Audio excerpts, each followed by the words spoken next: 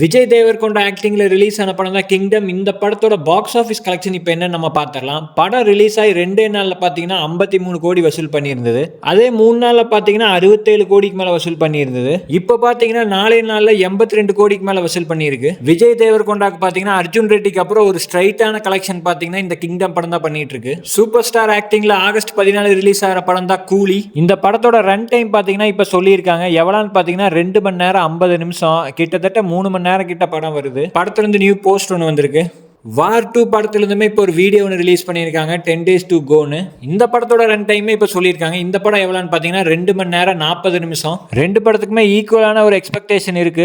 Wait பண்ணி பார்ப்போம் box office கலெக்ஷன்ல 2 படமே எந்த மாதிரி ஒரு சம்பவத்தை பண்ண போகுதுன்னு. இப்போ எல்லாருமே வெயிட் பண்றது பார்த்தீங்கன்னா டே 1 பாக்ஸ் ஆஃபீஸ் கலெக்ஷன்ல எந்த படம் வந்து நம்பர் 1ல வரப்போகுதுன்னு. ஒரு மிகப்பெரிய கிளாஸுக்கு 2 படமே ரெடியா இருக்கு. இந்த மாதிரி சினிமா நியூஸை தெரிஞ்சுக்க சப்ஸ்கிரைப் பண்ணுங்க மூவி ஸ்பார்க்.